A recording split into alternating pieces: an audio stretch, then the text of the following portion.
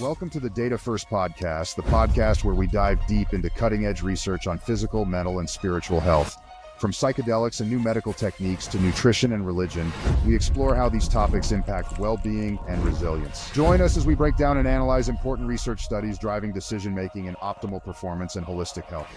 Today, we're going to be talking about a landmark study conducted by Johns Hopkins University. And I think you have it on the 2006 here, milestone study launching the revival of psilocybin research. Basically, it shows the safety and enduring positive effects of a single dose of psilocybin, widely considered to be the landmark study that sparked renewal of the psychedelic research. 97% were college graduates, 56%, so 20 of them, had post-grad degrees, and then 83% were employed full-time. All 36 people indicated, or volunteers as they described them in the paper, 56% reporting daily activities. Do you think that could have skewed the data, that they were already in that spiritual realm? I wouldn't think if they were psychedelic naive, the religion piece, I don't necessarily associate naive, then they're going to be less biased. How do you do a study on psychedelics with a placebo? I'm going to give you a sugar pill, and then I'm going to give you a psychedelic. You said 30 milligrams per kilogram, per 70 kilograms? Per 70, yeah. I've yet to find somewhere that defines microdose. Perception of how they're being affected, like what is that? The method section of a study is you want to know how they did it. Well, I think you'd have to be considered a little bit crazy to take the study in the first place. But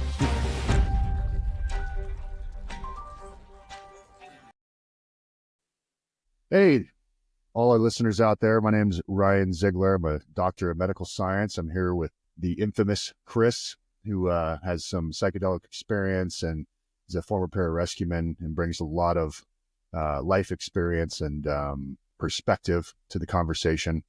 Today, we're going to be talking about a landmark study conducted by Johns Hopkins University, and I think you have it on your website, or the website pulled up. Yeah, right on the psychedelics research and psilocybin therapy page. 2006 here, milestone study launching the revival of psilocybin research. Basically, it shows the safety and enduring positive effects of a single dose of psilocybin, widely considered to be the landmark study that sparked renewal of the psychedelic research worldwide. Yeah. So we discussed why we were going to choose this study. I think it's very important because without the research, we're not going to move the needle on bringing this to the greater population. It's been underground for a long time. You look back to the 60s, and then it was made illegal in the 70s. And then in 85, MAPS, I think it was 85, somebody will fact check me, starts up, they start doing more research. And then Johns Hopkins, they're saying that it's the landmark study, but of course it's on their website. So, trump but it up. Yeah, of course. And it is important. And it as we read through this and kind of break down the barriers to the average listener on this show, I think we're going to be able to break this down to digestible bits so we can better understand the research that you might hear in other podcasts. These researchers just talking about what they've done in big, broad strokes. And it's like, well, what are you even talking about, dude? And meanwhile, we're jumping back to the 60s and the old stigmas behind what happened. And not that it was wrong or right, just that it doesn't translate into current day if we're talking about actual medical treatment for stuff and actually seeing what the medical benefits, the treatment benefits can be for all of these different maladies. It just has that negative stigma behind it. So that's what people think. That's what people think it is. Here MAPS was in 1986 is when it was established. Already getting fact checked. Thank you. All right. Well, I'll kick it off. So in the Journal of Psychopharmacology back in 2006, a study was published entitled "Psilocybin can occasion mystical type experiences having substantial and sustained personal meaning and spiritual significance." And again, Johns Hopkins notes it as the landmark study that really made it, it was tenable. It was safe to use this in studies so more organizations and people could run studies to better understand what's going on within this hallucinogenic, medicine space where it's been really a lot of negativity. That was, the war on drugs and all these kinds of things, and then cracking the egg. I don't know if you remember that, but that was my childhood growing up. This is your brain on drugs. Yeah. Right. And now we're seeing a huge flip, and especially within the special operations community, more and more guys are moving that direction to utilizing this. And then this study, according to Johns Hopkins, is what has led to more research in the availability of these things. Yeah. I think since you mentioned the special operations community and military in general, like enough about telling me about what might or may not or whatever. Like, I want to tell me what works. And then once you experience it, that's really what's, I think, been the most recent occurrence, is the growing crowd of people that have gone through the experience and positive results out the other side. That's the real thing. Now you've got real operators giving testimony and guiding people to that pipeline of treatment, and they're getting relief, they're getting reset, and it's real. So it may be anecdotal at this point, but I think there are a lot of other studies that have spawned out of this and out of the individual testimonies that have been, just kind of growing out of the momentum gathered by people. I don't know how it originated, we do another topic, but how it originally kicked off within the special operations community. How did that happen? Who was the space monkey, so to speak, that it was like, wow, that worked, with intention. Like there's a recreational use of psychedelics and, these other types of medications.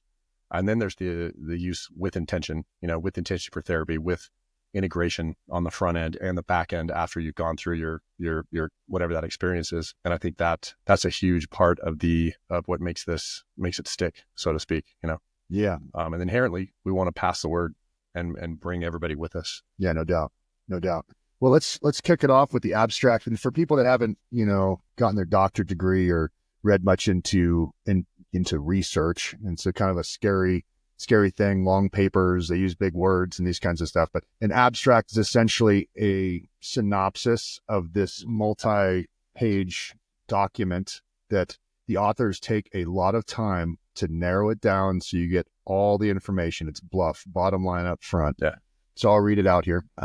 Abstract. The rationale. Although psilocybin has been used for centuries for religious purposes, little is known scientifically about its acute and persisting effects.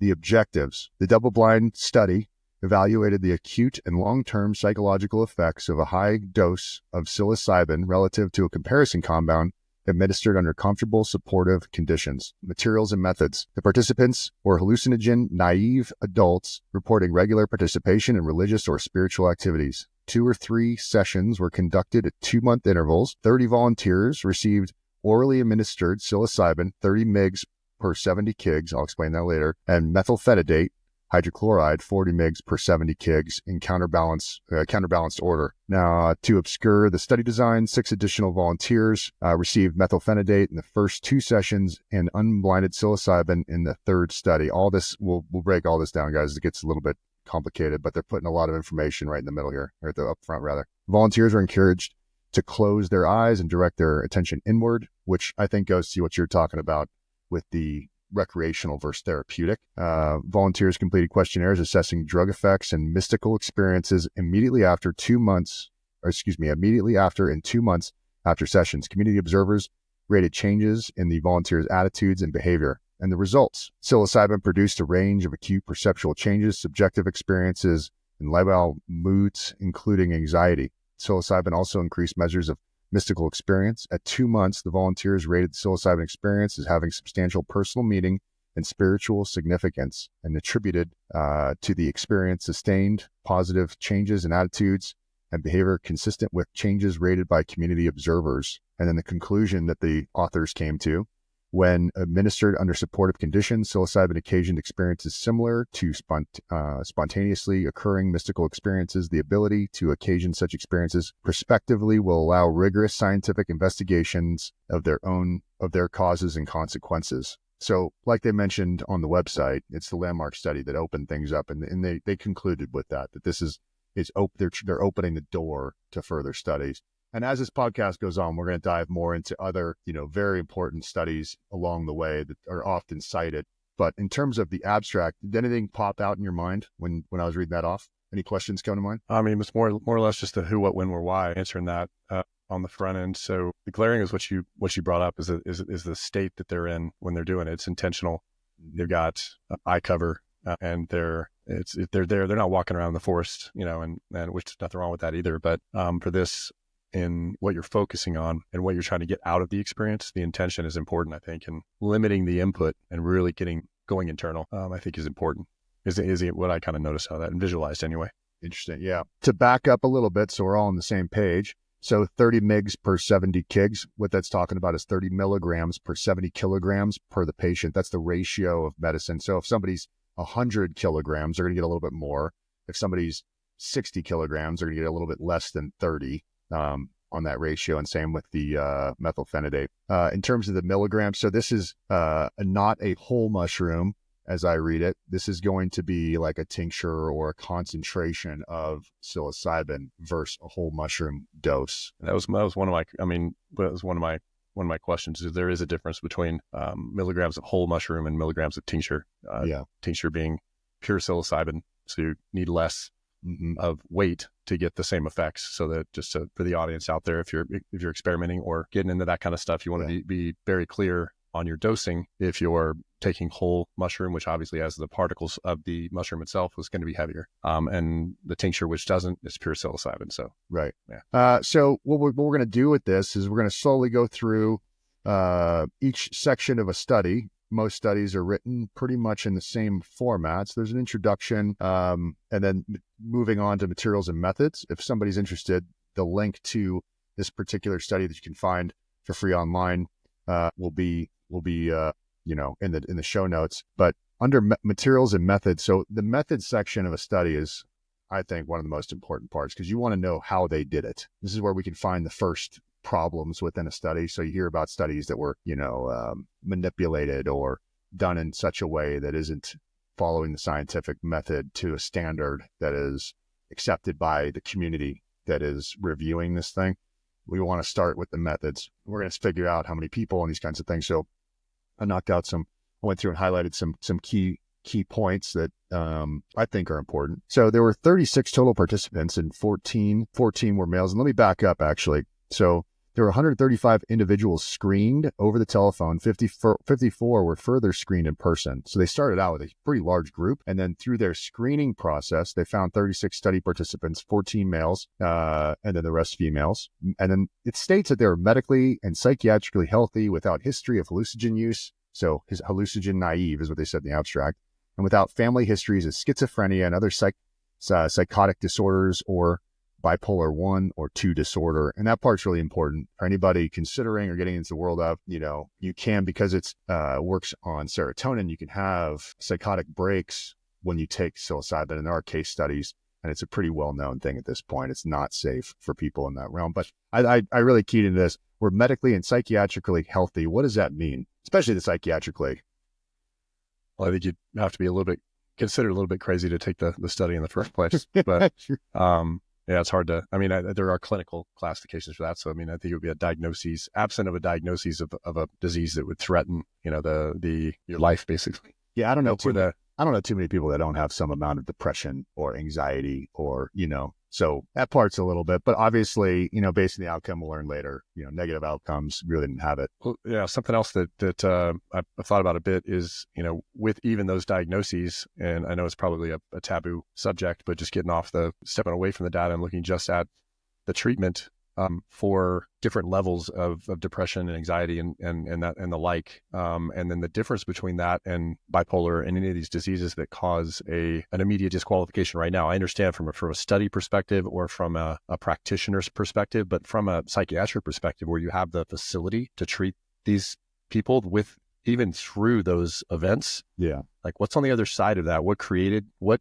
trauma created those issues? Is it a true psychiatric diagnoses, or are we just calling it that? Laziness, for not lack of a better term. We just don't want to deal with all of the things we have to go through to get there, to get to the other side of that, and to actually cure the person. And maybe psychedelics is that, could be one of the treatment, but the treatment modalities that could get them across that finish line.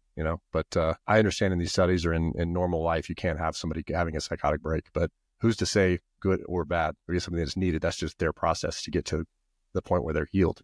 Yeah. Interesting. To continue, so under the methods section, the average age was 46 years old, and ranged from 24 to 64. So a pretty good wide range. Of course, they can't use anybody under 18. Get much older, you're going to get more medical. It's going to, your pool's going to get really small. So. And yeah, early dementia, these kinds of things that can kick off. Yeah. It states that they were well educated. 97% were college graduates, 56%, so 20 of them, had post-grad degrees. And then 83% were employed full-time, and the remainder were part-time. So you had no unemployed people.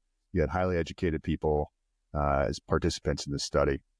All 36 people indicated, or volunteers as they described them in the paper, as having at least intermittent participation in religious or spiritual activities such as religious services, prayer, meditation, church choir, or educational or discussion groups, with 56% reporting daily activities, I guess within that realm, and an additional 39% reporting at least monthly activities. Did you think that could have skewed the data, that they were already in that spiritual realm? I wouldn't think if they were psychedelic naive, then I wouldn't think so, because I think the religion piece, I don't necessarily associate personally religion with spirituality. Like they can live in separate places. So you can be religious without being spiritual. You can be spiritual without being religious.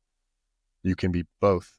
But I think if they were psychedelic naive, then they're going to be less biased. So are you saying that religion, if somebody's religious but not spiritual, it's more about going through the paces, doing the things? Well, it could be about community. It's not that it's bad, but I think that we've made religion around spirituality in some cases. And I mean, look back through history in a means of control. It was just like politics. It was a form of political control back in the day to control the people. They used a lot of, when we're talking about Christianity, they used a lot of the same dates and the same religious days to kind of make them more comfortable, with the transition to Christianity.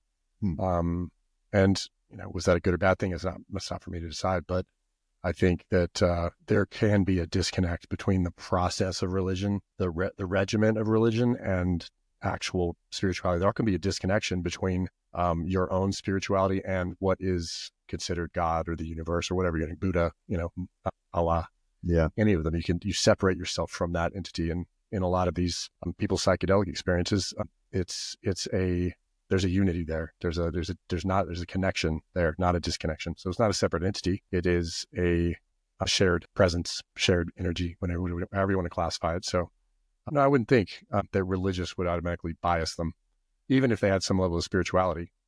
It's going to be either accentuated or reinforced by a psychedelic experience.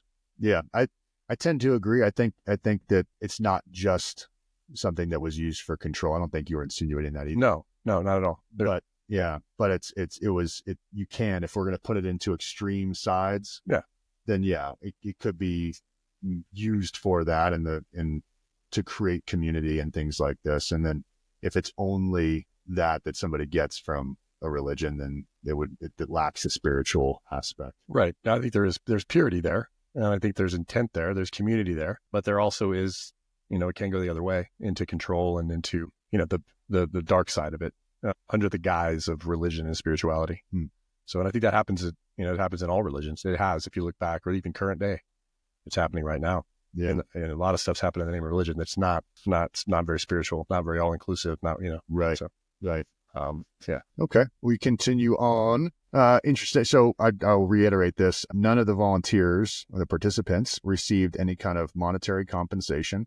And they spent a lot of time doing this. So these people were invested and wanted to be there. And they state in the study here, we're interested in the study and made participation a priority. Based on interviews, their motivation for participation was curiosity about the effects of psilocybin and the opportunity for extensive self-reflection in the context of both day-long drug sessions and the meetings with monitors. Monitors are the people that were with them not doing the psychedelics or the other drug that was used between sessions. So they had to meet with them between sessions as well to collect the data points on the questionnaires and stuff. Not guided. They were just there to collect. Not guided. Yeah. No, and it goes into it a little bit here. Okay. So the study compared psilocybin, that's the 30 milligrams per 70 kilograms based on the patient's body weight, or the participant, not the patient, and methylphenidate hydrochloride, which is Ritalin, used in it's an ADHD medication.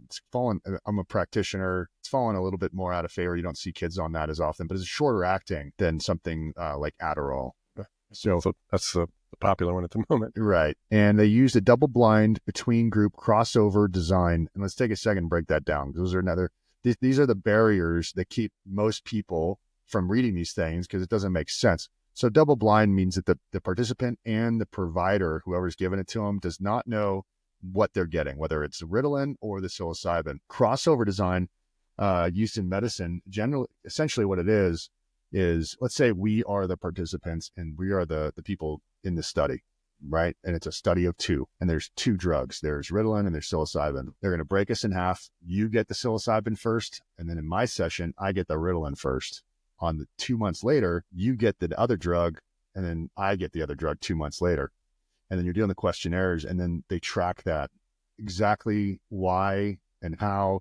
It creates more complication in the analysis of the data, but it can show greater results, or at least more specificity, is my understanding. Look at some variables without going crazy with the variables. You have to keep it within something that's manageable within the study. And let's be real. How do you do a study on psychedelics with a placebo? I'm going to give you a sugar pill, and then I'm going to give you a psychedelic. I think you're going to figure it out pretty quick, And they go into why they use that drug. And actually, it's pretty genius how they chose another drug that's not a psychedelic, but that can cause some anxiety and these kinds of things. Using Ritalin has a similar life, meaning that it's in the body for about the same amount of time. So it'd be harder for somebody to discern if they're naive to psychedelics. And you said 30 milligrams per kilogram, per 70 kilograms? Per 70, yeah. So I mean that's a micro or minor dose of psilocybin too. So the effects of that are going to be going to be reasonably consistent with Ritalin, or what the intention of Ritalin is going to be. Well, so it's not. So because it's pure, it's not whole mushroom. So when you look at other research, it's 25 to 30 is in the community, people would call it a heroic dose, or hallucinogen, or something causing you to see things or hear things and have these kinds of effects, as opposed to a microdose where you wouldn't necessarily. And that's how I have yet to find somewhere that defines microdose, because there's not an overseeing body that defines these things. The closest thing we have is MAPS. Well, they're just going to be different per person too, and how fast they metabolize. Right. And how the effects, and then also their subjective perception of how they're being affected. Like, what is that? What is it? What are the effects? Yeah. If it's that subtle, if and there aren't going to be any outward visuals, there's not going to be any a lot of overwhelming feeling. It's just something that is just kind of there, but you don't really recognize it unless you think about it. In those doses, not the heroic, but in the micro or minor doses. Yeah. So they needed to go to a place where it caused that acute hallucinogenic state, essentially. And you look at some of the other studies that are farther forward. There's reviews of different dosing and how it affects, and 30 milligrams per 70 kilograms of pure psilocybin, not whole mushroom, but pure psilocybin, is a hallucinogenic dose, or a heroic dose. Well, how much would that be for a standard human, a male, like per 70 kilograms? So maybe 90 kilograms. Yeah. So let's say I would get, let's say if based on what I've read previously, if you did 30 milligrams pure psilocybin, it would be equal to about 3 grams of whole mushroom. Gotcha. Okay. And here they go into drug conditions. So here they go into why they chose methylphenidate, which is Ritalin. It was selected for the comparison condition because it is a high discriminable, so they can tell the difference. But safe dose. It has an onset and duration of subjective effects similar to psilocybin, and it produces some subjective effects. And they note excitability, nervousness, and/or increased positive mood, overlapping with those of psilocybin. And that's based on they had 3 studies listed here. So they used that Ritalin because it had those effects on people, and it was a little hard to discern versus like a sugar pill, right, where you're just laying there on a couch. And then in terms of what they did before and after, you're talking about maybe like psychotherapy, which a lot of people are now, it's becoming more and more popular, and it's showing more and more effects for people in terms of long-term benefit for treatment of depression and anxiety and these kinds of things. Here, the primary monitor met with each participant on 4 occasions, quite a bit, before his or her first session for 8 hours in total, and on 4 occasions after each session.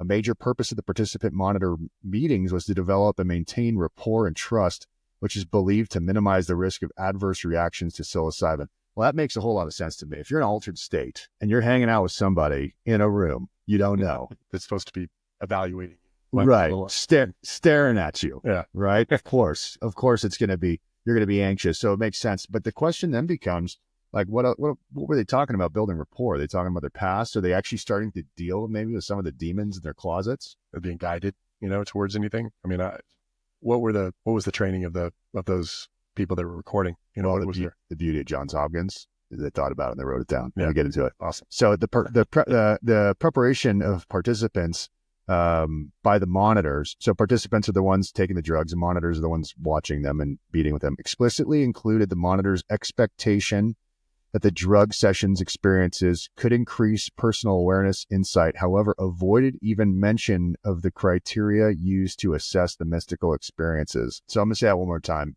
because I think it does matter, especially in terms of outcomes, because how the interaction and what people expect, of course, that puts things in people's minds. So the preparation of participants by the monitors explicitly included the monitor's expectation that the drug session experiences could increase personal awareness and insight, however, avoided mention of the criteria to assess mystical experiences, which tells me mystical experience is really what they're going after here. And if we go back to the title, psilocybin can occasion mystical type experiences having substantial and sustained personal meaning and spiritual significance. They're not talking about treatment of depression. They're not talking about PTSD. They're not talking about anything. They're talking about the spiritual meaning and significance. So that's what we're talking about here, and that's what they're really trying to assess.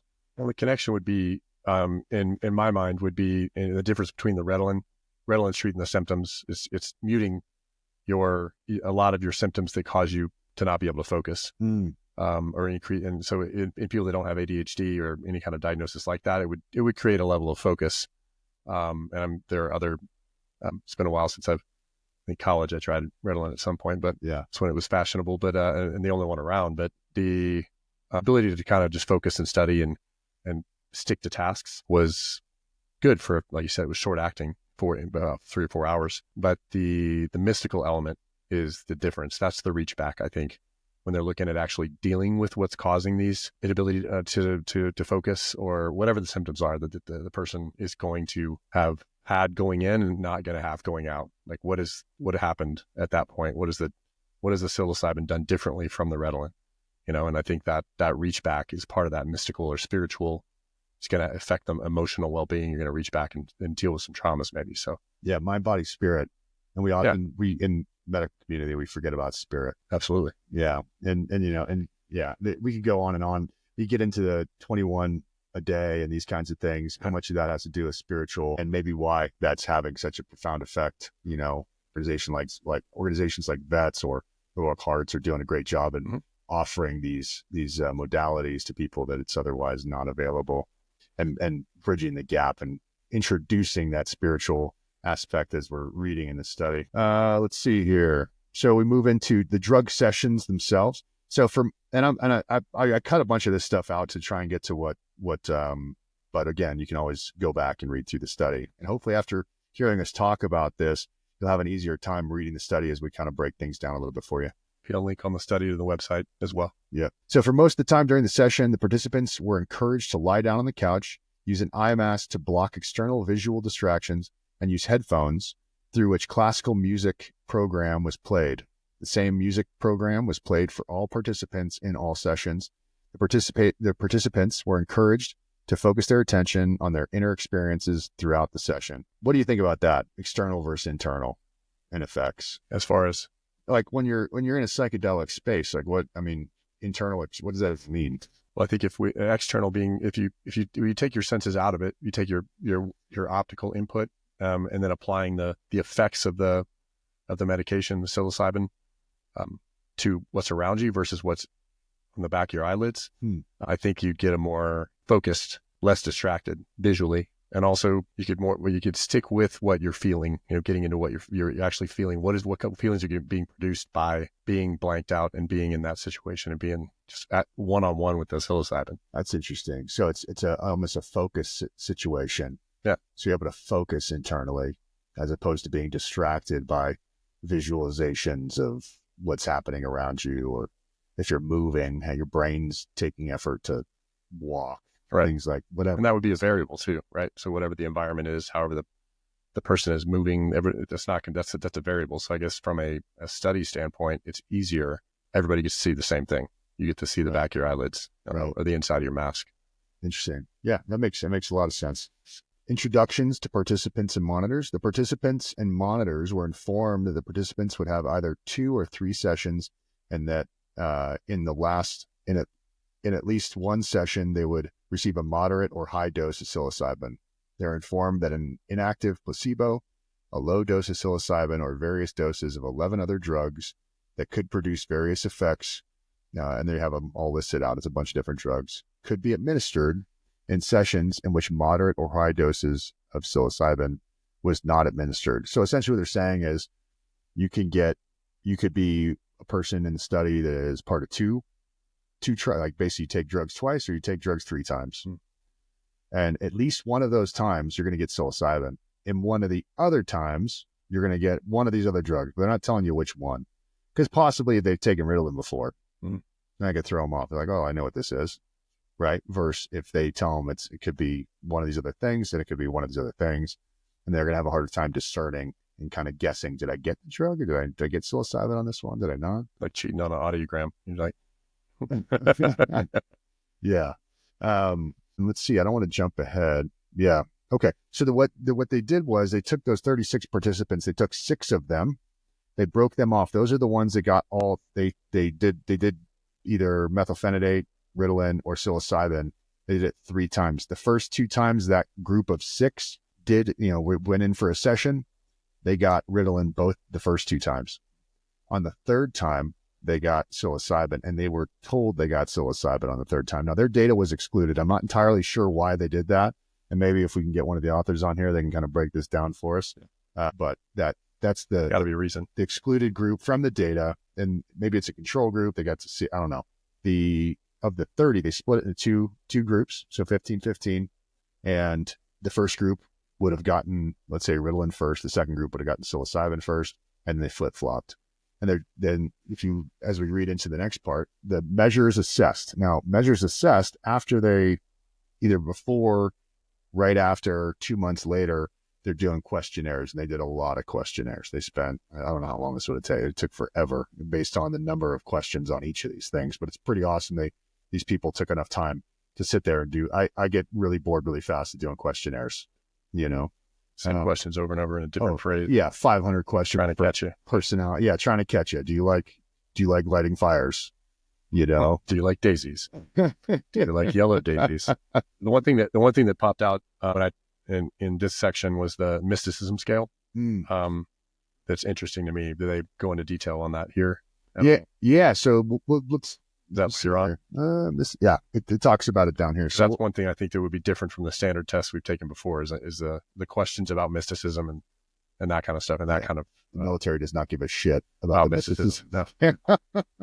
Maybe rightly so, but whatever. Yeah. So measures assessed 7 hours after drug administration. So based on psilocybin, based on Ritalin, 7 hours, you're coming down. You're pretty much off the drug at this point. They use the word about, so I'll read it to you here. At about 7 hours, after capsule administration, when the major drug effects have subsided, the participants completed 3 empirically derived questionnaires assessing subjective drug effects and 2 questionnaires assessing mystical experience as described below. Participants typically completed these questionnaires in about 40 minutes. I don't know how they did in 40 minutes. I got some really smart people because it takes me forever to read these things. Maybe I just read too much into it. I don't know. So the first one that they mentioned here, the hallucinogen rating scale, it's a 99-item questionnaire. Dude, I don't know how they got through it in 40 minutes. Like very committed participants. Yeah. I mean, maybe it's because they're so damn focused. The dude's on Ritalin, you're just zipping through it.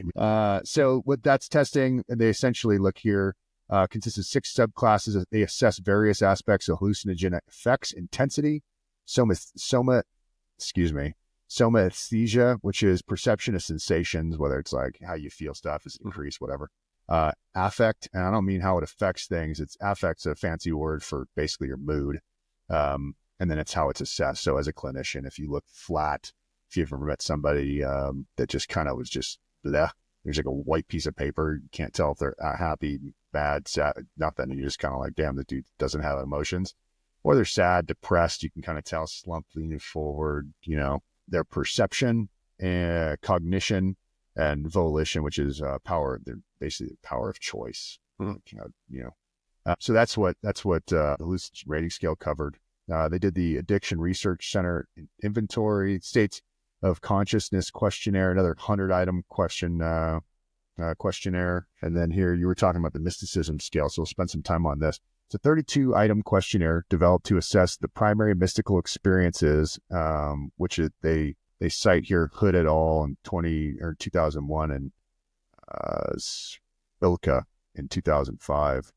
The mysticism scale has been extensively studied, demonstrates cross-cultural generalizability, and is well regarded in the field of psychology of religion, but has not previously been used to assess changes after a drug experience. A total score and 3 empirically derived factors are measured. Interpretation corresponding to the 3 mystical dimensions as described by Stace: noetic quality, deeply felt positive mood, and sacredness. Introvertive mysticism, this corresponding to the Stace dimensions of internal unity, transcendence of time and space, and ineffability. When they start using words like this, man, it turns me off. I think it does for a lot of people in our community. Transcendence or transcendence of time and space. Like, what the hell are they talking about here? Noetic quality, deeply felt positive mood. I can understand that. And sacredness. If you've been really spiritual, how could you quantify that? Yeah. So, do you have any ideas on what those mean? Transcendence of time and space. What the hell are they talking about here? I think probably just absence of time, no time. There's no timeline. Loss of that ability to track things in time. So you don't know how long you've been behind the mask, so to speak, during the study. Okay. Time being a human construct. Shit's crazy. Okay. For the version of the questionnaires used 7 hours after drug administration, the participants were instructed to complete the questionnaire with reference to their experiences after they received the capsule that morning. And that makes sense because these people are already kind of spiritual. They already do religious, activities, things like this. So they had to make sure that they told them it's related to right now. I'm talking about your general state of being. Right. And then they went ahead and then 2 months post-session, they did another set of questionnaires. So at 6 to 8 weeks after each session, before any additional session, the participants returned to the research facility and completed a series of questionnaires to assess possible persisting changes to attitude, mood, behavior, as well as possible changes, standardized process, personality, blah, blah, blah. So they came back 2 months later and they went through this process again before doing whatever the next one was, which gives a baseline, whether you did the psilocybin and they looked at 2 months out effects, or Ritalin and 2 months out effects. And then let's see, they spent 75. That's interesting. They spent 75 minutes on these questionnaires. If they were the same ones, maybe that had something to do with it. Was the drugs actually, they were able to complete the questionnaires faster, considerably faster. What did I say, 40 minutes the first time? Yeah, 40 minutes. So they did the first set of questionnaires, hour 7 after doing the drugs, doing the medicines, in 40 minutes, and it took them 75. So, and this is where we need people that did study here, because see, it's not explicitly obvious to me that they did the same ones. Well, was it the exact same questionnaire, or was it an amended questionnaire, more questions? Right. More or less questions, or I don't know. And I guess this it might be the same questionnaire.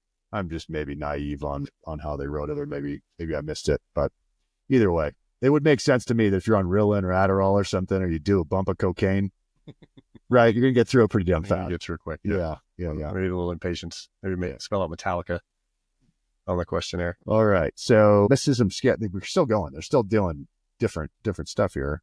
Mysticism scale, lifetime version of the previously described. Oh, maybe it is a different set of questionnaires then. Just odd. Why would you do different ones? Yeah. So how would it take almost double the time? About the same time. Ratings. Oh, they also were community. So the monitors in this study, they had made contact with people in the community that had participated, and they were talking to family members and friends about testimonials from them. Testimonials, asked them questions about how they were viewing any changes or differences in the people that participated. So I think that's pretty cool. Yeah. To get an outside observer's view, So community observer ratings of changes, attitudes. After acceptance into the study, each participant designed or designated 3 adults who were expected to have continuing contact with the participant, whether it's family, friends, coworkers, colleagues at work, such that they would be likely to observe changes in the participant's behavior and attitudes that might occur during the study. Ratings by the designated individuals were conducted via structured telephone interview. Well, that's important, right? You don't want to lead the participant. Mm-hmm. Approximately 1 week after the participant had been accepted into the study, and 7 to 8 weeks after each. So as soon as they got accepted, they called them, verified they're alive and they're a real person. And then 6 to 8 weeks, which is about the time that they came back for their follow-up, they got the info from their families or whoever was close to them. Yeah. A failure to interview all three of the raters after one of the drug sessions resulted in elimination of 4 of 30 participants who received psilocybin and methylphenidate in a counterbalance order on the first 2 sessions. So interesting. So they lost 4 because of, that's actually pretty good. Now they're at 26. Yeah. Of the 52 rating occasions in the 26 participants, the majority, 83%, involved interviews with all 3 raters on each rating occasion, with all of the remaining interviews conducted with 2 raters. Well, that's pretty good, dude, for 30 people. And then you got 3 people each for each of them. It's a lot of people to get on the phone and spend time, Yeah. And for those people still alive. Right. Who knows what happened to those people? Yeah, that's a good point. You never know. They end up in the hospital, had surgery, stuff like that. And they're 40, what is the average age? 46? 46. So, I mean, their parents are old if they're around them, or who's close to them, their wife, their kids, maybe. I don't know. Who do you talk to? I don't know if I can convince my friends to have to take the time to do some shit like that. I don't know how long it took. Not 71 minutes. Well, it's a structured interview. They don't say how long. Maybe they do here. They don't say how long. I don't remember reading them saying how long it took, but that's a really good point. Like how long did it take? Like, what are you signing your buddy up for? Yeah. I knew you signed up for this for nothing, but yeah, I don't get any psychedelics. So. Yeah. What the hell? What's my incentive? Yep. All right. Data analysis. So data was statistically analyzed for the 30 participants who received psilocybin and methylphenidate in a counterbalanced order on the first 2 sessions. So the first 2 sessions, so remember they excluded the guys that got, or the guys and gals, excuse me, they got for 6. They got, the 6. Yeah. The 6. They got the Ritalin for the first 2, and they got the psilocybin. So they analyzed 30. And then it goes into how they did it, and it gets into statistics that we're not going to get into here. But again, it's here. If somebody really wants to read it. So I found this interesting. Heart rate increase. So psilocybin, they said the heart rate increase was about 10 beats per minute for both drugs and remained significantly elevated over the pre-drug value throughout the session. Well, that makes sense. I mean, real into the on all of the iterations. On all the iterations for both drugs, and that's what they were looking for too. The drug that had similarities to similar timelines, but one physiologically, one causes you to see shit, I guess, and the other one hopefully doesn't. Right. The hallucinogenic rating scale, of course, psilocybin it was like double, except for the volation. So like the ability to choose or to make a decision. It was still higher in psilocybin, but it was damn near. I mean, it was much closer than the other groups that were double. They had like double intensity, somaesthesia. That's the perception of touch, sensation, and stuff, affect, mood, things like this. They all were increased substantially, except for the ability to choose, which it kind of makes sense. The military has really moved away from stimulants, because decision, if you're just going to make a decision, it's not a good one. It's not a good look. Yeah. Especially if you've been up for 36 hours. Right. You probably already suck at making decisions. Yeah. Yeah. Probably already suck at making decisions. Personality and affect. I was thinking in terms of a change, I thought there'd be a lot more change over time in personality and affect. But what it goes into here, none of the factors on 2 widely used questionnaires assessing 5 factors of personality and measures generally positive and negative affect was differentially affected by psilocybin. So it doesn't change your personality. If you're a narcissist, guess what? You're going to stay there. You're going to stay there. We ain't fixing it with psilocybin. Yeah, you're stuck, dude. The lifetime assessment of mystical experiences and spirituality. You just be a spiritual narcissist. Now you're more aware.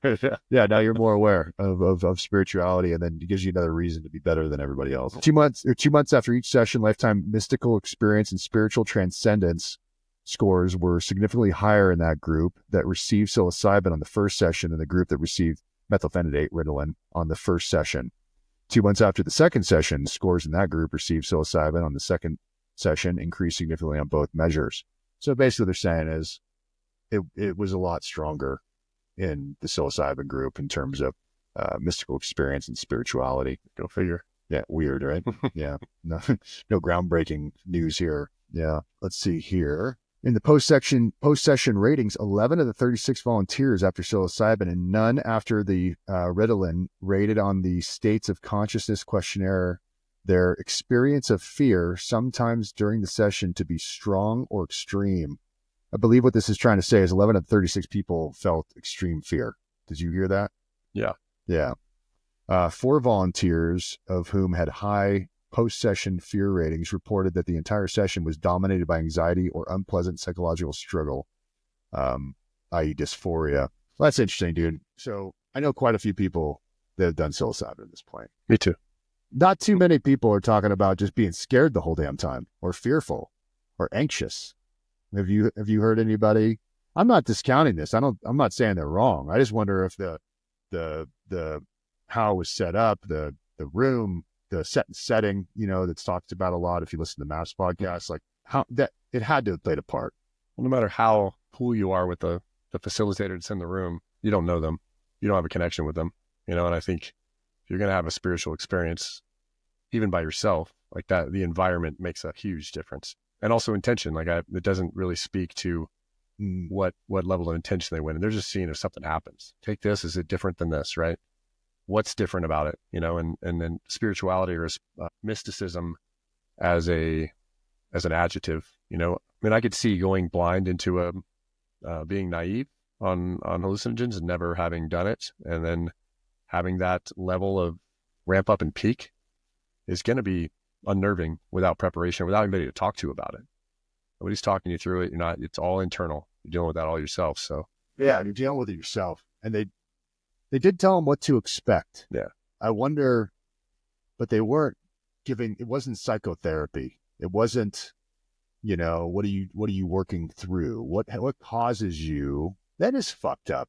That's one of my points. Fucked up. Let's think about that for a minute. Yeah. So if somebody, you read further, I've read my whole doctorate. I don't want to say the whole thing, but a large part was going through, and I found 700 studies of clinical trials with psilocybin and narrowed it down to about 30 and due to inclusion criteria, and then broke those down and anyway, I read a lot of studies on it, and to not give an intention, and that's not what they were looking for here, but still, right.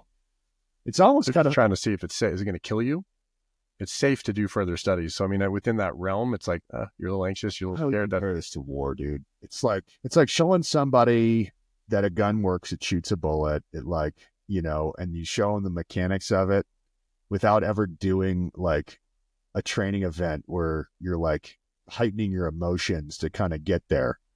Because you're right, you're dealing with all of it on your own at that point without the intention of managing it, so imagine somebody had a little bit of depression, and like you said, it wasn't clinical. They weren't high enough on the PHQ-9, which is the scale, one of the scales used for depression rating. Mm-hmm. Let's say they're not high enough, there's a little bit of something sitting there that's causing some anguish or causing a little bit of depression. And that gets brought to the front. Dude. And I would imagine you're just dealing with it on your own. Doing it live. In some on some couch with some dude or watching you, you're on a study. So, there's a lot of anxiety that would be brought out, yeah. See why they would have a lot of fearful experience. It's not a comfortable situation. Right. Yeah. It sounds like they did spend 8 hours total. So I'd presume 4 hours before building rapport and like that. But again, if they're not, but do you like the guy? I can build rapport with somebody. Do I like them? Am I comfortable with them? Do you trust them? Do you trust them with that deepest, secret? Yeah. Something that happened back in the day, something you did, something was done to you, whatever, your views on something, whatever it is. Yeah. Yeah. Right, wrong, or indifferent. That's coming up. It's something you got to deal with by yourself. Yeah. In this crazy state of mind on a heroic dose of psilocybin. Good luck. Yeah. Well, luckily it was only 7 hours. I'd probably call that a bad trip. Only 7 hours. Yeah. But what's time? Transcendence. Yeah. I'd be, yeah. Yeah. Yeah. As you said, time stops. No real concept of it. Yeah. Yeah. So I'd want that if I was feeling that way. Yeah.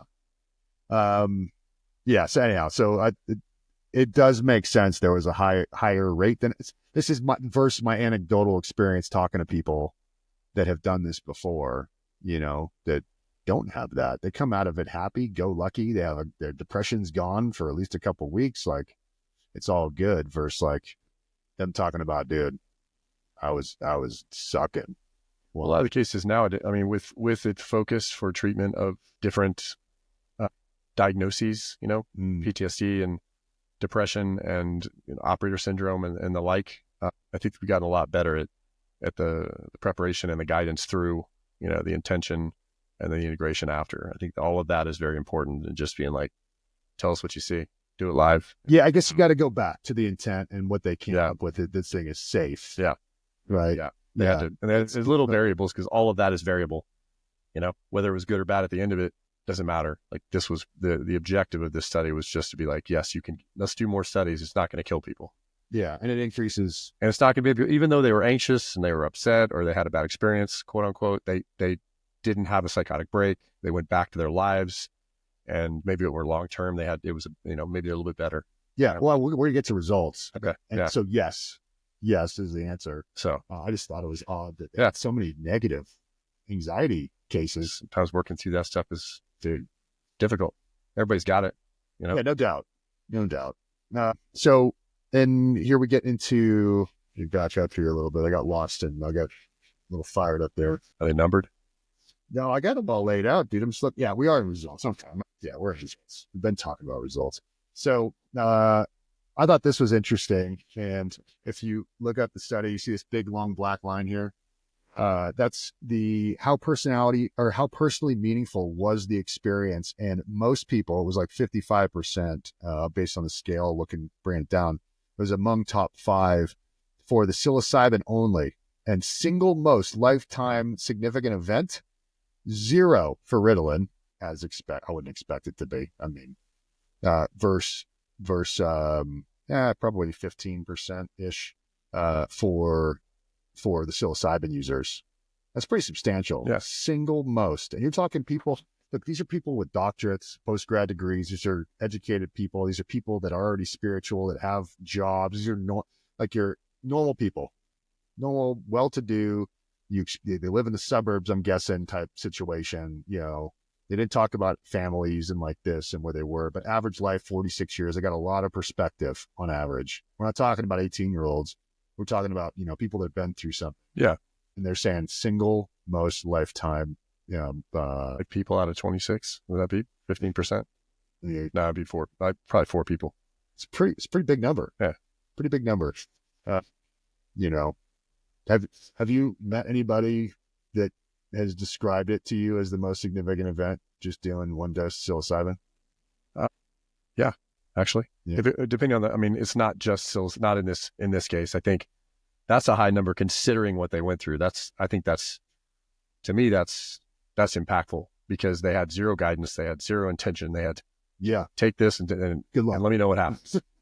We're going to let you sit with this dude who could creep you out for 8 hours, it's not a great setting. But if you're doing it with somebody you're comfortable with, and you're doing it with intention, you're doing it with a process, you're doing it with pre-integration, post-integration and pre-integration, you're preparing correctly. Yeah. All of that together, it's powerful. And one sitting can be exponentially, one of the most significant. I think most would describe it as one of the most significant altering events in their lives. Yeah. Something that would make change in how they do life. Mm-hmm. Yeah. And accept, to make changes and continue with what they've learned from that experience, and maybe keep doing it, but I'd say that first experience is going to be significant, very significant. Yeah. Right. And noticeable from the outside too, not just an inside, not a subjective thing from the inside. Yeah, I changed a lot, but it's like, you look at their lives, you look at what they've done afterwards, that being at the 0 day, and then everything after, it's definitely different in how they're approached objectively when viewed by other people outside of them. Right. Well, we're going to do into the discussion. So now they're going to analyze the discussion portion of a research paper, is where the authors take the results, and they discuss the results, hence the term discussion. It's not too complicated. And then they analyze and see what they come up with. So the present double-blind study shows that psilocybin, when administered under comfortable, structured, and interpersonally supported conditions to volunteers who reported regular participation in religious and spiritual activities, occasioned experiences which had marked similarities to classic mystical experiences, and which were rated by volunteers as having substantial personal meaning and spiritual significance. Furthermore, the volunteers attributed to the experience sustained positive changes in attitudes and behaviors, or in behavior, that were consistent with changes rated by friends and family. There it is. Yeah. So that's that long-term outcome. That the study was not designed to, I guess, rate those particular changes. Maybe it was outside, but the attributed to the experience substantial or sustained positive changes in attitudes. So in attitudes, it sounds like viewed from people from outside themselves, and viewed from people outside themselves. Yeah. So they're more friendly to be around, or maybe not count friendly. that as a positive. Yeah. Yeah. But more positive. Yeah. So happier, I guess, would be a way to interpret that. Yeah. I like happy. Happy's good. Yeah. I mean, joyous. Yeah. I mean, good luck. Happy's hard, dude. Here, the spiritual transcendence scale. And then I had to look up this word transcendence. Like I said, I don't know these words. And let me back up. I love this whole, I think with all the research that's come out in the last, this is 2006, it's 2024. Almost 20 years, yeah. Right. There's a lot out there, and having read all the things I've read, friends that were on the edge of ending it, starting a 9 mil, these kinds of things, and their lives turning around. But I think in our community, I think that these kinds of words are what we have to define to gain acceptance for this type of language, because the words matter. One of my great instructors from the Special Forces Medical Course, in his wisdom, what'd he say? Words mean shit, guys. And I hope he listens to this, because he'll know exactly who he is. I'm not going to blow him up. But... And everybody who's been through the course with that too. Yeah, exactly right. So spiritual transcendence scale, union with something other than one's self is transcendence. So I guess, I've heard the term or the phrase fabric of the universe, feeling connected, interconnectedness with others, feeling part of being greater, something greater than oneself. That's something that drove me to go become a Green Beret, was wanting to be part of a community that was more important than just my, as I saw it, my little life and what I was doing, even though it's more than I've realized it's a lot, having a family and building a community and all these kinds of things, super important. But from what it's showing here is that this medication can help perpetuate that even further as on the scale. But facilitate connection, the feeling of connection. Yeah, exactly. And purpose, and being involved and being part of being the ultimate, I guess, if you're talking about transcendence, it's being part of something that's greater than all of us. We're all part of that same thing, so you don't have to do anything by this definition to be part of that. Right. Well, take some psilocybin. Take some psilocybin with some intention. Get back in touch with Tess. You have to come to that realization, but ultimately we're connected. So right. Yeah, I think the more I like the quarks and all the stuff going on in physics, it's crazy, the connectedness on that ever so small scale, that scientifically it's almost becoming like a more of an accepted theory, the interconnectedness and how connected we all really are with all these kinds of things. So here they go in the discussion. Generally, when you write a paper, you want to write where there's faults. Makes sense. You don't want somebody else to call you out. Right. This is where it failed. This is where we found that it didn't work. Yes. We thought this is what actually happened. Yeah. And it's not perfect. You don't want to leave holes for your colleagues to call your BS, right? So you call it out first. So here, the extent to which the study population limits the generalizability of the results is unknown. So what they're saying is, which the study population limits the generalizability, because this wasn't a large study, because these people all fell into a similar education level, right? Because they were employed. I don't know where they got these people. They had to come to a spot. So they were around, I presume it was Johns Hopkins, yeah. Right. So they live around there. They're not going to fly them in. They didn't say they did. They're not going to pull them from San Francisco or from Washington or Iowa or Minnesota. Right. So that pool is... Right. It's going to be not a true cross section of all of the United States and definitely not of the world. Right. And they're just, and that's what they're stating. Yeah. Like, look, guys, we see that we understand. Don't give us a hard time about it. So much money to do the study. So lost my headphones there for a sec. What were you saying? I said there's only so much money for the study. So Yeah, right. And a lot of this stuff, Right. even still, there's no money for it because Yeah. it's Schedule 1 medication And at the federal. how interested are the pharmaceutical companies in finding out if this actually works? Well, you can't patent it. Yeah, can't patent it. No money. No money. No money. Follow the money. So, in particular, it seems plausible that the religious or spiritual interest of the participants may have increased the likelihood that the psilocybin experience would be interpreted as having substantial spiritual significance and personal meaning. I think I brought this up a little earlier, and maybe it's because I already read through it, but it did make sense to me early on. Like, if you have a bunch of people that are already spiritual, already go to church, is this something that only works to increase their spirituality because they're already there? Or is this something that can start for somebody that is not spiritual or religious at all? Will it create that spiritual nature? I would say from my personal experience with friends that it will create in somebody that's naive, spiritually and religiously naive. Or in a certain amount of denial based on their life experience. Oh, that's interesting. So people that are negative, they're saying it doesn't. We're just a body and a mind and there's nothing else. You're saying, I think you're right. I think a lot of people that I know would have, I can't say a lot, people that were on the opposite side. Yeah. They were very analytical and just thought things through for everything and had no spiritual aspect would start to lean towards spirituality. And not in traditional religion sense. And that's what I mean when like these participants, the fact that they're religious doesn't necessarily mean that they have a true concept of spirituality. They may have their level of spirituality, but I think it would be whatever they were, it was plus after the psilocybin. Right. And they were shown something. They experienced or felt something. Right. Some question was answered that they needed. Maybe they didn't even know they needed that answer, and that just validated it. And I do know people where if they were not religious before, they became religious and spiritual, and they found their way to Christianity. Some people have found their way to other religions, and some people go to kind of the universe and no religion. But all of them kind of speak in that same context of that we're all part of the same thing. Transcendence. Yeah. There's the word. Yeah. Transcendence. It's no longer taboo. Demystified it. It's no longer taboo. Not a hippie word. No. Not just a hippie word. It still is. So. Yeah. All right, here we go. 22%. So 8 of 36. Thank you, authors, for breaking that down so we don't have to figure it out. The volunteers experienced a period of notable anxiety, dysphoria during the session, sometimes including transient ideas of reference or paranoia. No volunteer required pharmacological intervention, and the psychological effects were readily managed with reassurance. The primary monitor remained accessible via beeper. Tells you what year this was. I don't know. Beeper. A beeper. Well, 2006. I mean, when did cell phones really kick off? iPhone was out and Was it? Yeah.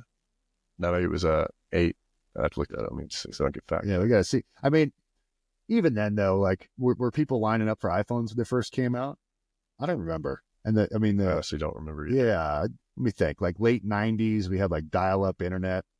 The whole internet on your phone thing was limited. It's probably super expensive. Anyway, you're right. It's probably just the money thing. Right around. Anyway, they had beepers and phones to each volunteer for 24 hours after each session, but no volunteer called before the scheduled follow-up meeting on the next day. So what they're saying here is 8 of the 36 experienced periods of notable anxiety and dysphoria during the session, and then paranoia as well. But I wonder, like we talked about before, is that because of how it was done with no intention and the things you're talking about versus now more nowadays where I think it's become the method of administration includes psychotherapy, helping people to identify their intention, which really it's what do you want to deal with? Well, the fact that they did mention that it went away with reassurance. So there was some coaching there. You have to beep them. The iPhone came out in 2007. So this is 2006. So Elephant's brain, dude. It's Palm Pilot before that way. The Razor, the Flip, and that was a cool one too. No, I think that the fact that they could be redirected is important to note. It's not something that was permanent. It was transient. Right. That implies it was transient. Even if it was present throughout, they may be incurring different types of things that were causing anxiety, whether it was like hallucinations, feeling thoughts, whatever was kind of creating. It could have been all different stuff. How fast you were coming on. Yeah. Lots of different. I mean, it's a not a smooth ride. It's kind of a bumpy ride on the way up within psilocybin at a heroic dose. So I think for a novice, not used to that, that could be a lot to deal with. There's also could be some nausea. There also could be some, difficulty breathing, heaviness in the chest, stuff like that. That'll make you start to freak out. But just reassurance, you're okay. This is normal. Okay, that's cool. All right, now we'll move away from being aware of that. But yeah, I think the fact that it was treated and redirected is and also is good. And then also is anxiety, is having those feelings, is that bad? Or is that something they need to just work through? That's an interesting point too. Is that part of the process? Yeah. It's not bad. Don't run from it. Feel it, work through it. Yeah. They don't mention it here, but the default mode network, just how the neural pathways of the brain, how you think, where electricity flows, what, Is that just a response to discomfort, right? What's coming up? I'm not comfortable. So I want to get away from, and it's like, well, just feel into that, feel through it. Maybe with reassurance, somebody could guide them away from whatever through it thinking they're in. They would think that's actually make it bad, make this feeling bad. I'm feeling this. This means this. That means heart attack. That means I can't breathe. That means I'm gonna, puke or shit myself. Yeah. When I explain to people in the clinic when they come in about anxiety, I explain it, and somebody way smarter than I am came up with this, and I wish I could give them credit, but essentially it's a inverted pyramid of if-thens, and then you get stuck in the most negative one. Right. If this happens, and this, then this. If this, then this, and then you just end up in this. But it could be the opposite direction too, where it turns into unicorns and buckets of. Let's take it to unicorns. Buckets of gold. All right, and then they also mention here too.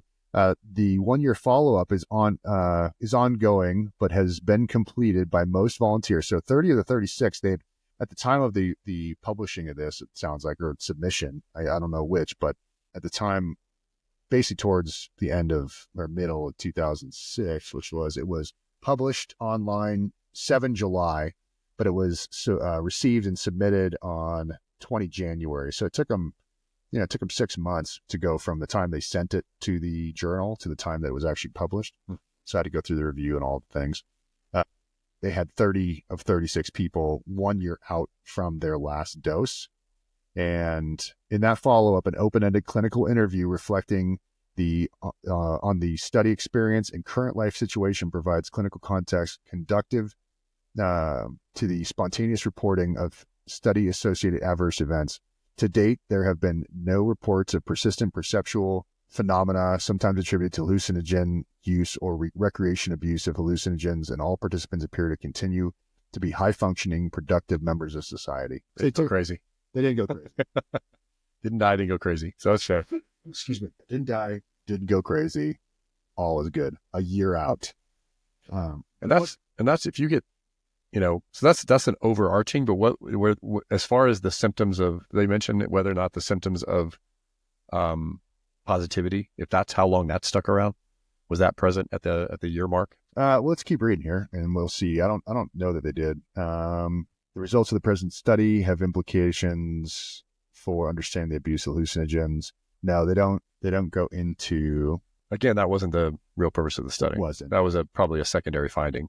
Yeah, I think that leads back to the John Hopkins noting it on their website, 2006 on their timeline, as a landmark study showing the safety of use of psilocybin. Worth mentioning, in 2008 they came out with the guideline for safety with regards to psychedelic research. Johns Hopkins did? Yeah. Oh, interesting. Okay, so not too long after. Yeah. They then continued to fund and dive deeper. Yeah, and they set some standards for it. And then in 2014, they established that magic mushrooms can help longtime smokers quit. So now they're getting into pattern interruption, which is... It goes back to that default mode network and stuff like that. Yeah.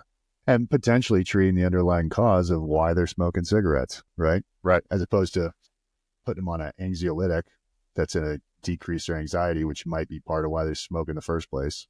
And just thus having to take something to stop it versus going back to the root of the problem was why they're smoking in the first place, potentially. Yeah. Well, I know a lot of practitioners that they don't prescribe Chantix. There are some side effects. It works really well for some people. excuse me, all this talking. Yeah. Yeah. For whatever reason, it does have some adverse side effects, but it can be very beneficial for some people. But I wonder, with like 2014 study, if that's something that's going to, as communities and the federal and states, the federal government make this more available, if that's something that's going to be more available, maybe for vaping too.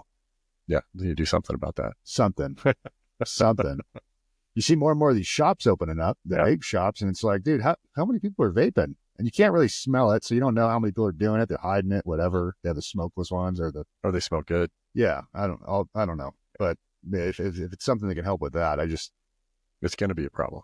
Dude, it already is. It's just we haven't seen the long-term effects from it yet. Let's see. So spontaneous reporting a study associated adverse effects to date. No, I think I read that. Yeah, I already read that part. Although psilocybin is regulated by the federal government under the most restrictive category, which is Schedule 1, cocaine, or not cocaine, excuse me, because that's used in the ER.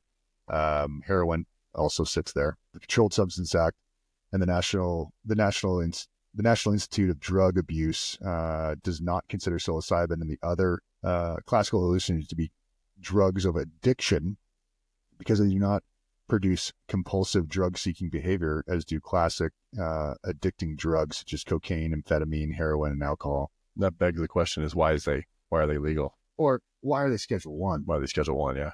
Yeah. I could see control maybe, but why aren't they? Why are they Schedule 1? Right. Well, it's starting. The walls are starting to break down there. There's a lot of states. I think Oregon, Colorado, and there's a few. Let me see how many states here. Yeah, and you see more of the psilocybin churches, and these psychedelic churches are popping up too.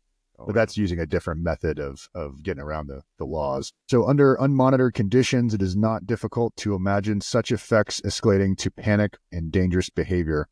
And if I back up a little bit here, I think what they're talking about, they're saying that the set and setting is super important.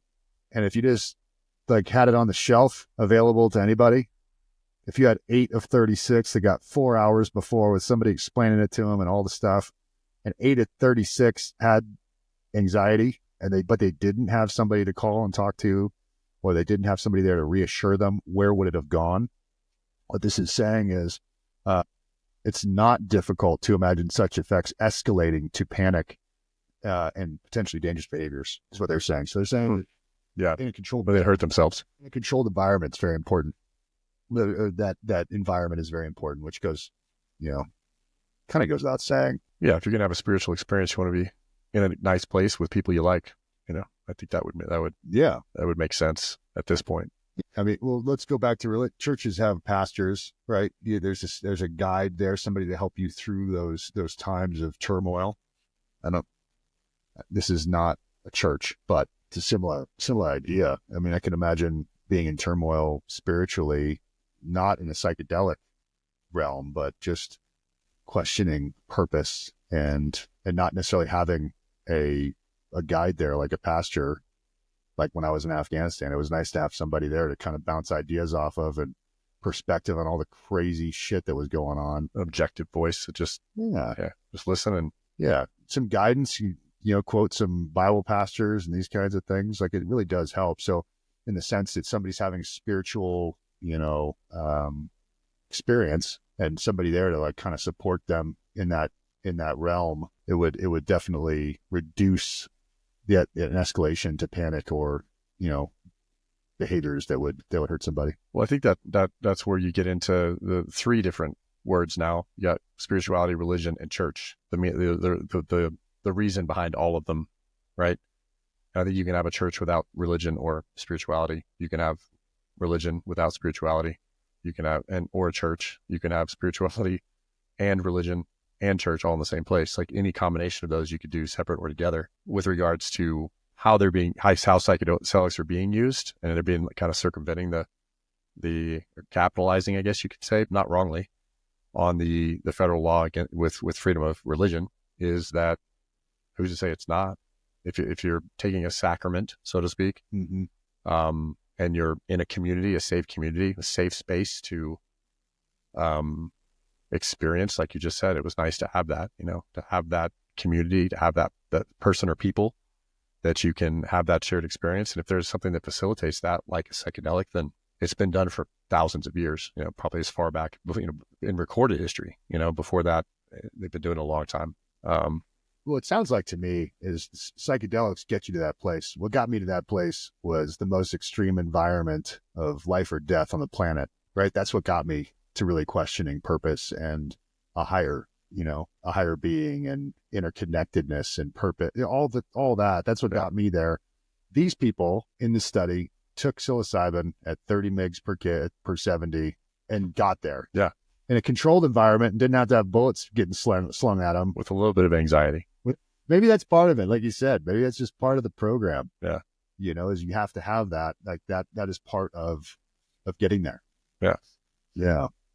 So then they conclude here. In conclusion, the present study showed that when administered to volunteers under supportive conditions, psilocybin occasioned experiences similar to spontaneously occurring mystical experiences in which were evaluated by volunteers, the participants, as having substantial and sustained personal meaning and spiritual significance. The ability to prospectively occasion mystical experiences should permit rigorous scientific investigations about their causes and consequences, providing insights into underlying pharmacological and brain mechanisms, non-medical use and abuse of psilocybin and other compounds, such as well as the short-term and persisting effects of such experiences.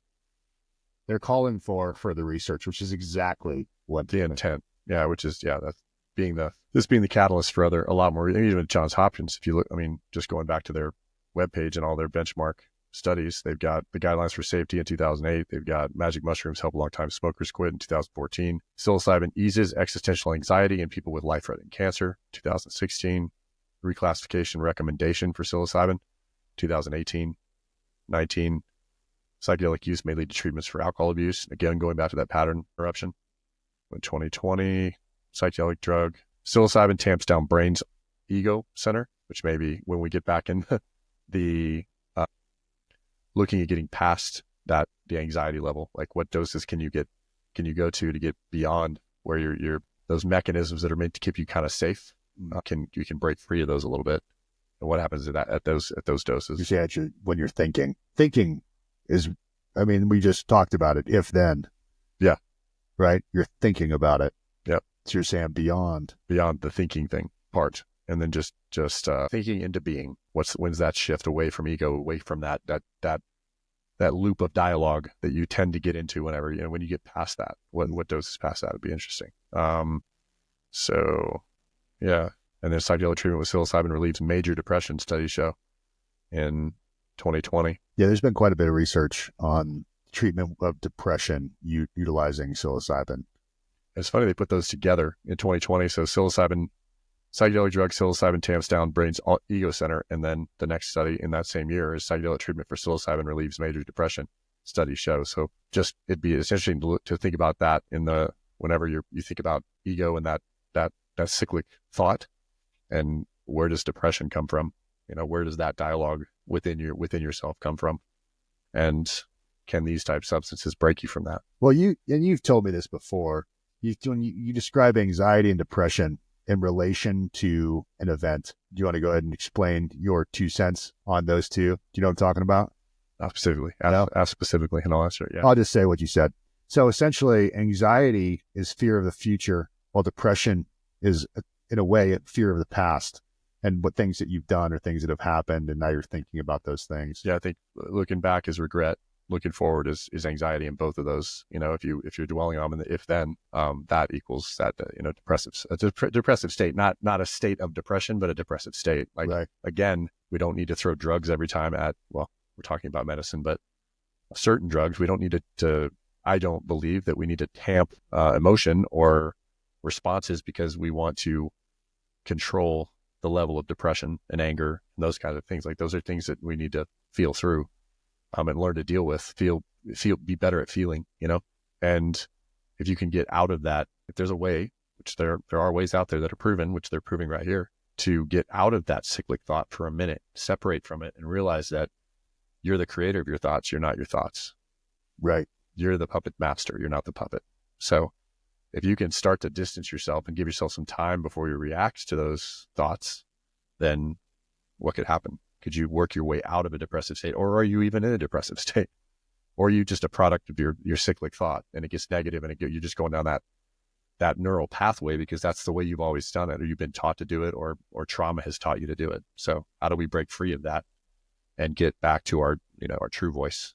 I guess you'd describe it as. Yeah, I explain it to people in terms of default mode network. It's like you've been thinking a certain way for a long time. Imagine that pathway in your brain starts out as a dirt road, but it's a convenient dirt road. So you drive it more and more. You get some construction workers out there. They put some asphalt down, and then pretty soon there's a curb.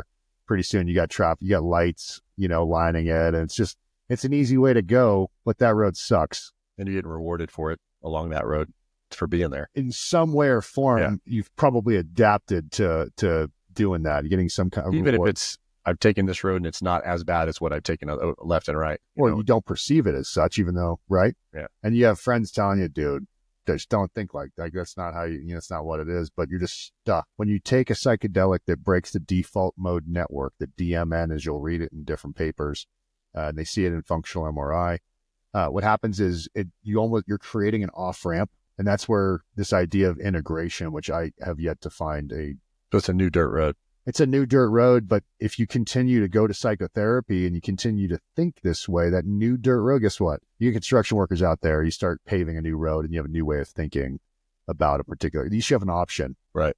But you can always regress back to, but you have this new way of thinking. And it's a very simplistic way to talk about the DMN, but in terms of, in the realm of what we're dealing with here and trying to simplify something very complicated into, a bite-size way to explain it.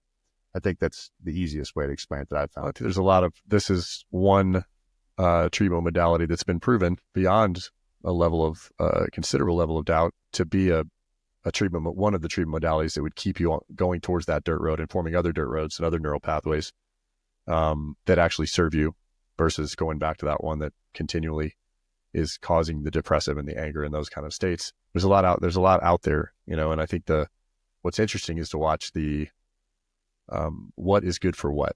So psilocybin at what stage is psilocybin good at? There are a lot of other psychedelics in practice, 5-MeO and NDMT, ayahuasca, peyote, and LSD.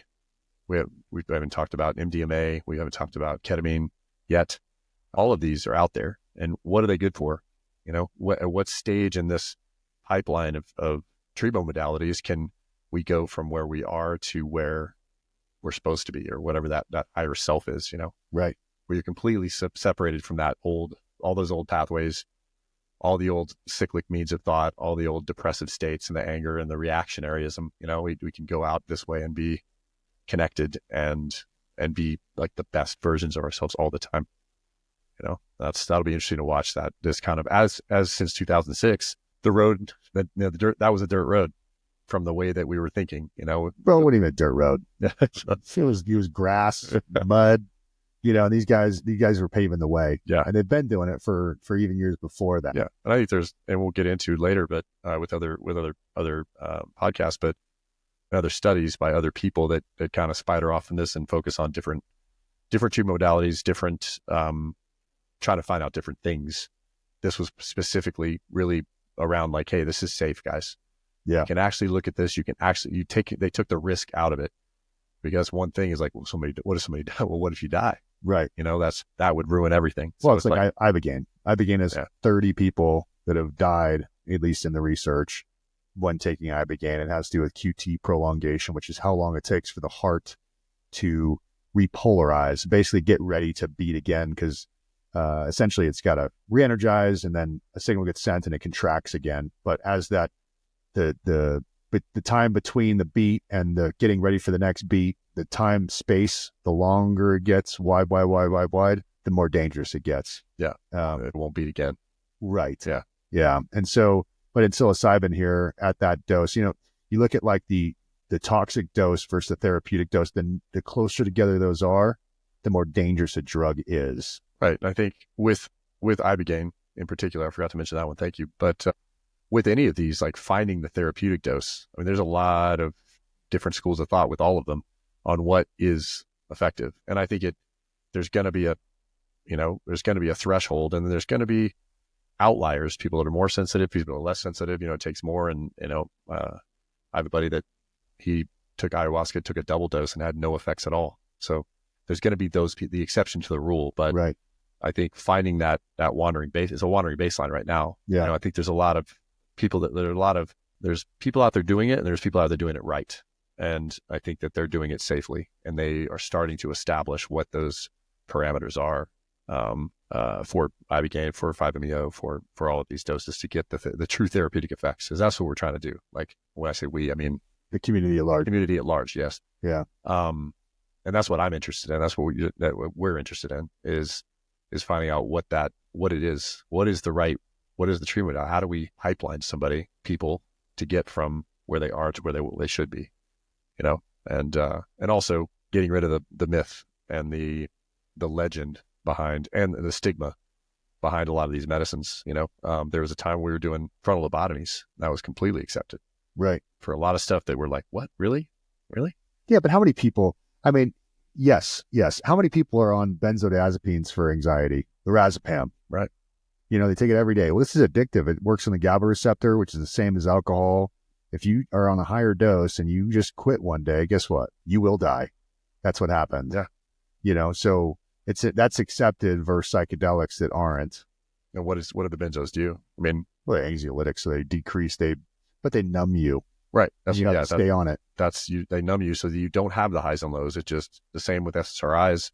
A lot of these drugs that they're issuing for these states. Yeah. Essentially lobotomy. We just want you to act right here. Right. We're going to treat the symptom. You're here. We want you here. Just stay here and we're cool. But being here has so many trade-offs. Decreased libido, just you don't get angry, you don't get sad, you're just disconnected. Absolutely disconnected. And these connect. Yeah, as was found. Yeah. On many, but definitely on this study. Yeah. It's pretty obvious. I'm stoked it's not 2006. Yeah. We'd just be starting. No doubt. Well, it's too bad it's still not the 60s. And everybody do it. It'd just be. Yeah. So anything else? Any mulligans? I guess a plug for the writers of the study. Yes, we wanted to say thank you. Of course, this study wouldn't be possible without the authors. So we want to make sure we read their names. And we have R. Griffiths, W.A. Richards, U. McCann, and R. Jesse. The first three were from Johns Hopkins, and W.A. Richards and Jesse, it looks like, were Council on Spiritual Practices out of San Francisco. So thank you for taking the time to go through this and put forth such great effort in this study. And thank you for everybody who listened. And hopefully it was entertaining and educational. And we'll be doing more basically study reviews. Yeah, with a little bit of twist in between. Hopefully we get some interesting people on here, some of the authors and people in the community. We both come from the SOF community, both veterans from SOF, you in pararescue, me as a Green Beret. I was also in the Air Force. We met 2009, and somehow came back together about a year ago. Didn't even know we had worked together till we hung out for like 24 hours. Like, yeah, somewhere. Because you didn't look familiar. You look old as shit. No. You had the beard now. It's the different. Yeah, definitely a little older too. But yeah. It happens to us all. Yeah. Well. Yeah. Some better than others. Yeah. I had Navy before too. Navy. Served with the Marines. You got to put a plug in for those guys. Yeah. So anyhow, building in more and more things that are important to our community, like operator syndrome. The VA's actually, they've done studies on psychedelics. The Army has done studies on psychedelics. So we'll jump into some of those things. And it's awesome to see these organizations pushing the envelope and searching for different answers as opposed to what's what's called the combat cocktail when you get home. Yeah. I think the 22, 24, 26 a day is really creating a situation of necessity being the mother of invention and trying other things, and stepping outside the traditional realms. And we're getting, the soft guys are really good at taking action once they get out. Not that everybody else isn't also, but as a cross section and look at those that are coming out, like usually if there's a problem, they're going to try to fix it, and they're actively trying to do it. A lot of these nonprofits, a lot of these programs that are out there getting connected in the formation of a pipeline. And we'll get some information up on the website about all of them to get them some plug and really just drive awareness that there is some help out there. There are communities out there that are growing. There's support. You're not alone.